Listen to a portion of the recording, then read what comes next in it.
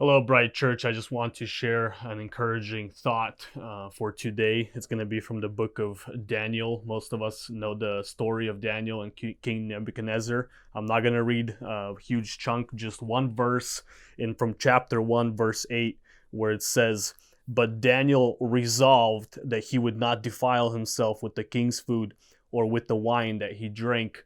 As I was thinking about this verse, this one word stood out to me, the word resolved, which means to firmly determine to do something. And I think this is interesting that it happened right in the beginning, that Daniel resolved that he would not defile himself with the king's food or live in that luxurious lifestyle. And then in verse 9 it says, "And God gave Daniel favor and compassion in the sight of the chief and the eunuchs." So because Daniel resolved to do what would not to do what would defile him, but he resolved to live for the glory of God, God gave him favor. And I want us to be encouraged to do the same thing in our own lives when we think about this word resolved, to firmly determine to do something.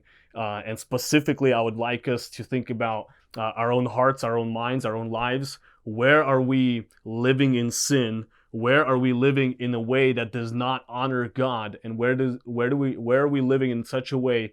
What areas in our lives are not honoring God? And let us resolve not to live that way. What comes to mind is Jonathan Edwards. He lived back in the 1800s, a really popular, famous preacher.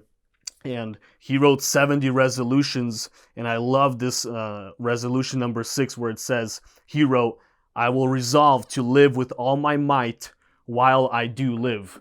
And so let us resolve to put away our sin and to live, like Jonathan Edwards wrote, to live with all of our might for the glory of God, with keeping this verse in mind from Romans 8, verse 13, where it says, "For if you live according to the flesh, you will die. But if by the Spirit you put to death the deeds of the body, you will live." And I want us to be resolved, all of us, including myself, to put to death by the Spirit the deeds of the body, and so live through that. May we be encouraged as we look at Daniel's life and how God had favor on him when he resolved to not defile himself. So let us also resolve to not live in sin, but to live for the glory of God. That's Daniel chapter 1, verse 8, and Romans chapter 8, verse 13. God bless you. Thank you.